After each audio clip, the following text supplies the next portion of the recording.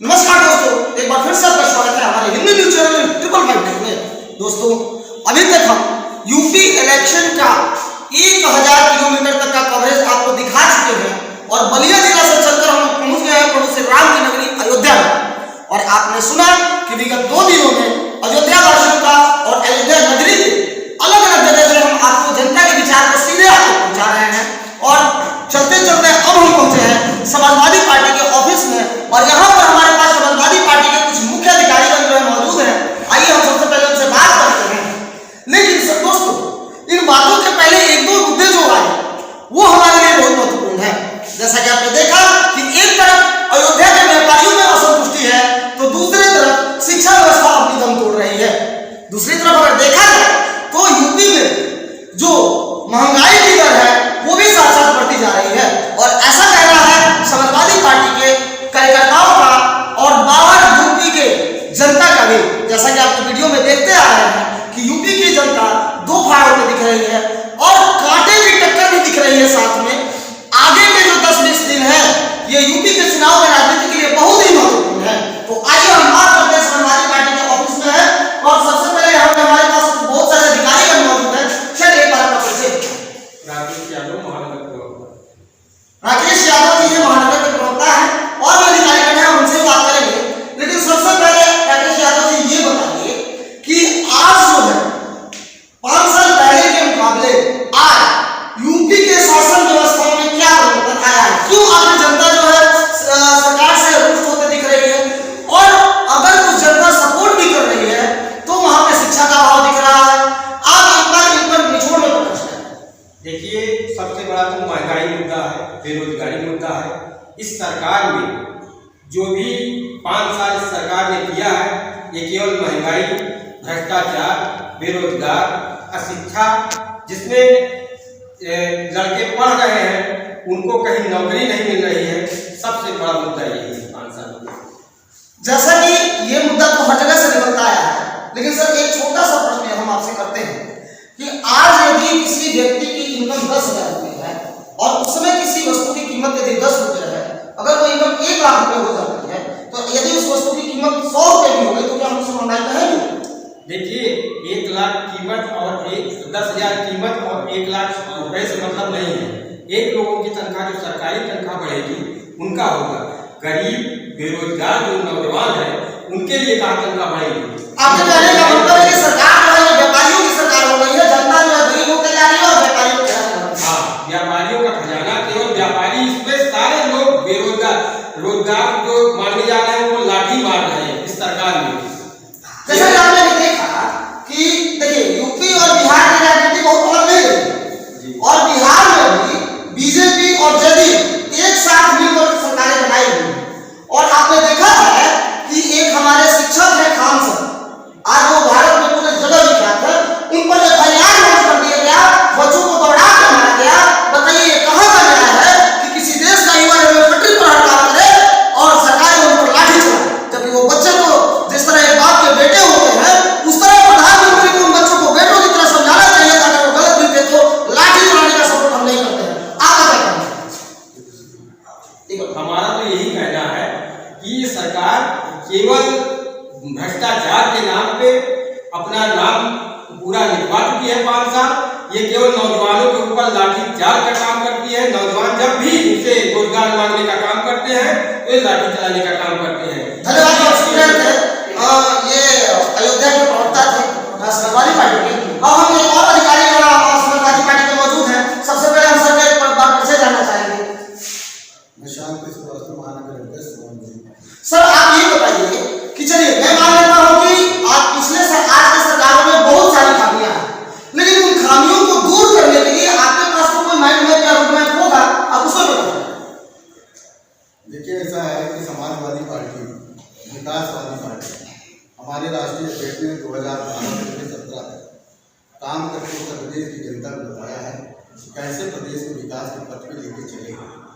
और हमारे पास बहुत रोड मैप है कि हम 2022 के बाद जब हमारी सरकार बनती है तो हम जनता की क्या करेंगे। पहले तो हमने घोषणा की है कि आम जनता को, गरीब जनता को 300 यूनिट बिजली फ्री। दूसरा है कि जो हमारे BPL कार्ड धारक हैं उनके घर की महिलाओं को हम 1500 रुपया प्रति माह महिलाओं को पेंशन भत्ता देते हैं।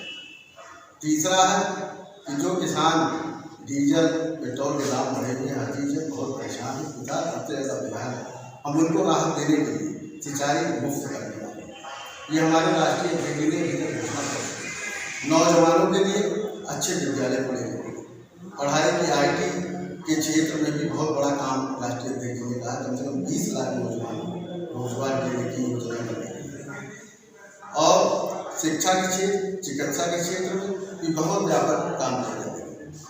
बहुत अच्छे मेडिकल कॉलेज, एम्स स्तर ऐसे हॉस्पिटल का निर्माण हो। तो बहुत सी योजनाएं हैं समाजवादी के बाद, इससे पहले भी किया है। किसान की जो दुर्घटना बीमा की थी 5 लाख 1 लाख था, पिछले सरकार में राष्ट्रीय अध्यक्ष माननीय अखिलेश यादव जी ने 5 लाख किसान की जो है दुर्घटना बीमा किया था। तो काफ़ी उन्होंने, आज आप देखिए रोड के मामले में आगरा एक्सप्रेस भेज दी थी, आज जो पूर्वांचल एक्सप्रेस बना है वो भी समाजवादी पार्टी की थी। आज अयोध्या में देख लीजिए 2-2 ओवर ब्रिज का निर्माण है, जो भी अयोध्या में और फैजाबाद में रोड का निर्माण या सिविल लाइन, अंडरग्राउंड बिजली केबल, सारे काम समाजवादी पार्टी की सरकार द्वारा किए गए। तो चलिए अब देखिए, अभी आपने सुना, अब हमारे साथ एक और यहाँ के समाजवादी पार्टी के एक वरीय अधिकारी हैं। सबसे पहले हम सर का परिचय जानेंगे और सर क्वेश्चन बड़ा अच्छा मिला है, बुलडोजर और गाड़ी पलटने के विषय में क्या कहेंगे? देखिए, ऐसा है कि जो भाजपा मौजूदा सरकार है उसका काम ही बुलडोजर और गाड़ी पलटाने का बेगुनाहों के लिए। जहाँ तक व्यापारियों की बात है तो जो व्यापारी समाज है, जो यहाँ के भाजपा के नेता हैं, वो भी व्यापारी समाज से आते हैं। आज यहाँ विकास के नाम पर दुकानों को उजाड़ा जा रहा है, घरों को तोड़ा जा रहा है। ये सब विकास के नाम पर हो रहा है। ना कोई उनके पास रोड मैप है, ना इनके पास कोई योजना है कि उनको कहाँ जो है वो बसाएंगे। कलेक्ट्रेट में मीटिंग होती है, कलेक्ट्रेट में व्यापारी अपने दुख दर्द को बताता है कि आप वहीं पर जो है वो दुकान, ये बताइए आप कि हनुमानगढ़ी में लड्डू बेचने वाला क्या दर्शन नगर में उसकी दुकान लगी तो कोई लड्डू खरीदने जाए? लड्डू खरीदने वहां तो जाएगा, वो तो चाहेगा कि जहाँ पर मंदिर हो वहीं बगल में जो है वो उसकी दुकान हो। लेकिन उनको जबरिया उनकी दुकानें उजाड़ी जा रही है और जहाँ पर वो विरोध कर रहे हैं वहां पर उनको अधिकारियों द्वारा जो है वो धमकाया जा रहा है। तो ये कहाँ का न्याय है? ये बुलडोजर वाली जो सरकार है इसको तय कर दिया है व्यापारियों ने। और आप अयोध्या में जाइए, जिन आपने कोरोना काल का मंजर भी देखा है, जो सेकंड वेव आई, मतलब कितने परिवारों ने अपने घर के परिवार के सदस्यों को खो दिया। वो इंतजाम था, लोगों को जो है वो लाइन लगानी पड़ी, लोगों को जो है सिलेंडर के लिए लाइन लगानी पड़ी कि ऑक्सीजन के लिए। क्या कभी आपने कभी इस देश में ऐसा सोचा था कि ये वक्त भी आएगा कि जब हमको जो है वो ऑक्सीजन के लिए लाइन लगानी पड़ेगी? हम तो सर कोरोना पर ही सवाल खड़ा करते हैं, इसलिए सवाल खड़ा करते हैं कि अभी हमारे बिहार में इलेक्शन था, कुछ दिन पहले कोरोना गायब हो गया, अभी फिर से कोरोना आ गया। आज आपके यहाँ इलेक्शन है, हमने देखा कि अभी जाके देखिए अमावस्या मेला के लिए लाखों लोग आए हुए हैं और कोई मास्क नहीं पहना है और कोरोना किसी के पास नहीं है। तो कोरोना का ये कॉन्सेप्ट क्या है, सबसे पहले ये समझते हैं। देखिए, मैं कोरोना पे सवाल नहीं खड़ा करूंगा। जब कोई मर्ज है तो वो आएगा। अगर कैंसर का मर्ज है तो कैंसर का हॉस्पिटल अच्छा होना चाहिए जिस पर आपका इलाज हो सके। अगर हार्ट का मर्ज है तो हार्ट का हॉस्पिटल ऐसा होना चाहिए जहां पर आपका हार्ट का जो है वो इलाज हो सके। हम किसी चीज पर सवाल नहीं करेंगे, बीमारी बताकर नहीं आती है, लेकिन बीमारी का व्यापक इलाज हो, ये व्यवस्था करने की जिम्मेदारी। ऐसा भी हो सकता है ना, बीमारी के आड़ में जो व्यापारी वर्ग है वो फायदा भी उठा जाए, हमें तो उस फायदा उठा जाए। आपने कोरोना से जो है जितनी मौतें हुई आपने उसको आंकड़े को झूठा बता दिया। आपने बताया कि कोरोना से मौतें हुई है, कोरोना से भी मौतें हुई है। और कोरोना में जो आपकी व्यवस्था गड़बड़ थी, आपके जितने डॉक्टर थे उन्होंने अपनी ओपीडी बंद कर दिया। जिन डॉक्टरों को आपके झोला छाप करके बताते थे हजारों जिंदगी को बचाने का काम उन झोला छाप डॉक्टरों ने किया। तो जो आपकी व्यवस्थाएं थी वो ओपीडी वहां पर बंद थी, वहां पर अगर कोई जो है नागरिक के काम आया तो वही डॉक्टर आया। तो मेरा कहने का सीधा सा मतलब ये है कि अगर अखिलेश यादव जी ने, अगर मुलायम सिंह यादव जी ने यहाँ दर्शन नगर में मेडिकल कॉलेज न बनाया तो चाहिए जाकर आप तख्ती पर देखिए कि वहां पर किसका नाम है। तो इन्होंने तो यहाँ पर 5 साल से वे काम किया है, तख्ती को तोड़ने का काम किया है। जो अगर मेडिकल कॉलेज ना होता तो आप ये बता दीजिए कि अगर आप बीमार पड़ते कोरोना से ही नहीं किसी मर्ज से, क्या लोग कोरोना से ही मरे? क्या कोरोना से ही मरे? हार्ट से भी मरे, शुगर से भी मरे, लोगों को तमाम बीमारियां थी। लेकिन जब ओपीडी बंद है तो कहाँ जाकर आप इलाज कराने के लिए? आपके पास कोई व्यवस्था नहीं थी। जब किसी चीज का जैसे थर्ड वेव आने वाली है, आपने स्कूल खोल दिया, आपने स्कूल खोल दिया। अचानक जब देखा आपने कि संख्या बढ़ने लगी, आपने अचानक स्कूल बंद कर दिया। तो इनके पास किसी तरीके का मतलब कोई माइंड सेटअप नहीं है कि ये करेंगे क्या। और वो वही कर सकता है जो पढ़ा लिखा होगा, जिसको देश चलाना आता होगा। श्री अखिलेश यादव जी, इससे पहले भी तमाम बीमारियां हैं जो आप ये कह रहे हैं कि बीमारियों की आड़ में नहीं, हमने बीमारी को यहाँ अंदर आने नहीं दिया, उससे पहले ही सचेत किया। अगर चीन से खतरा था तो नेताजी ने संसद में कहा कि चीन हमारा सबसे बड़ा दुश्मन है, लेकिन आपने नहीं माना। उसके बाद आपके सामने ये सामने आया तो हमने पहले से ही जो भविष्यवाणी कर दी वो हुई है। क्यों? क्योंकि हमारी जो सरकार है, हमारे जो नेता है वो तुरंत देखिए। चलिए, तो अभी हमारे पास एक और जो है समाजवादी पार्टी के सीनियर अधिकारी हैं, और सबसे पहले हम सर का परिचय जानते हैं। श्री चंद यादव। सर, आपसे क्वेश्चन ये है कि मोदी जी ने एक जगह मंच से खड़ा होकर एक नाम लिया था, एक वर्ड का इस्तेमाल किया था, समाजवादी इत्र। और वो समाजवादी इत्र पूरे देश में उसकी सुगंध और ये दुर्गंध फैली थी, क्योंकि लोगों के पास सही चैनल नहीं है कि बातें क्या है। तो आज जब हम आपको के सामने हैं तो एक बार लोगों को, हमारे जनता को बताइए कि आखिर वो समाजवादी इत्र क्या था, आपका उससे क्या लेना देना है, या फिर ऐसे ही है? जो मोदी ने कहा था उसको सारे देश के लोग और प्रदेश के लोगों ने देखा था। वो समाजवादी इत्र को बदबू भाजपा वाले बता रहे हैं, लेकिन इत्र हमेशा खुशबू ही देता है। ये भाजपा के कर्मों की बदबू है।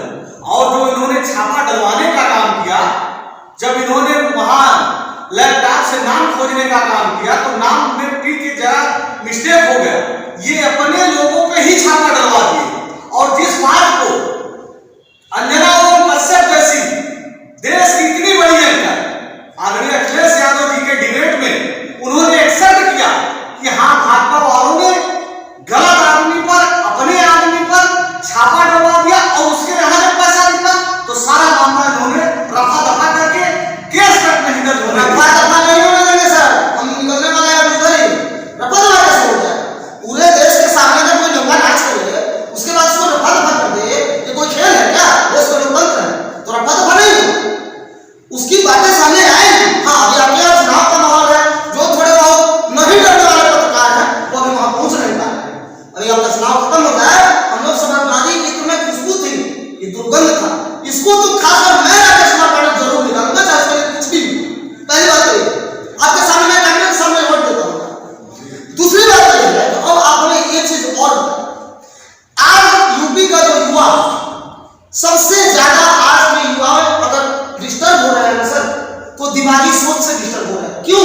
उनके पास पैसे का दिक्कत है, उनके पास रोजगार का दिक्कत है, नहीं उनमें शादियां बन जाती है, परिवार नहीं चला पाते हैं। और उसके बाद आपकी जो सरकारें हैं उन पे डंडा चलवाती हैं। मतलब एक तरफ वो पैसे झेल रहा है, दूसरा तरफ रेलवे लाइन में जाके झेल रहा है, तीसरा तरफ उसने FIR कराकर उसका भविष्य बर्बाद कर दिया जाए। आज सैकड़ों लोग, बच्चे जो है ना बंद है। और हम बिहार के एक और मेरे बड़े भाई हैं, वो भी बाहर सारे इंडिया में इसमें कैंपेन चला रहे हैं, और हमारा भी मुद्दा है, हम भी युवा है। आज मैं भी पत्रकार बना हूं तो मैं अपने टैलेंट पे बना हूं, अगर मेरे पास टैलेंट नहीं होता तो मैं भी उन्हीं के भीड़ में होता और वैसे ही घटना घटता रहा। लेकिन इसका जवाब क्या यूपी की जनता इस चुनाव में देने जा रही है? आप बहुत ही होनहार और बहुत ही निष्पक्ष पत्रकार हैं, इसके लिए हम आपको धन्यवाद देंगे कि जो आप अधिकार इस बात को कहे कि हम वहां तक जाएंगे जहां ये लोगों ने मामला रफा दफा किया, इसके लिए हम आपको धन्यवाद दे रहे हैं। दूसरी चीज, नौजवानों की जो आप बात कर रहे हैं, ये सरकार नौजवानों को शिक्षित ही नहीं करना चाह रही है, और जो शिक्षित हो गए हैं उनको रोजगार नहीं देना चाह रही है। जो रोजगार मांग रहे हैं उनके ऊपर लाठी बरसा रही है। अब इनकी सोच देखिए, जो लोग कामा यात्रा लेकर निकलेंगे, जो लोग और तरह से करेंगे, जो बच्चे उन पे पुष्प वर्षा करवाओगे, जो लोग रोजगार नौजवान मांगेगा, जो बेटा पढ़ाई मांगेगा,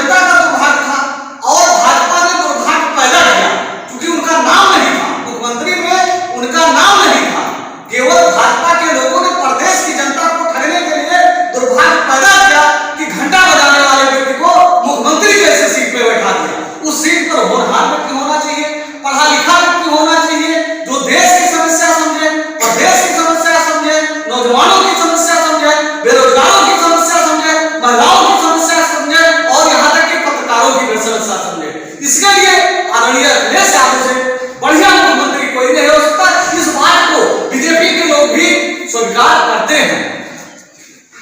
बहुत बहुत धन्यवाद सर।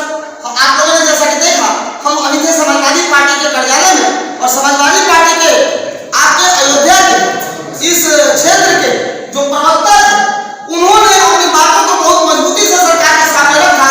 और मैं भी ऐसे तो मैं मीडिया हूँ और मेरा व्यक्तिगत कोई विचार नहीं है, और मेरा काम है आप जनता के सामने सच्चाई को सामने लाना।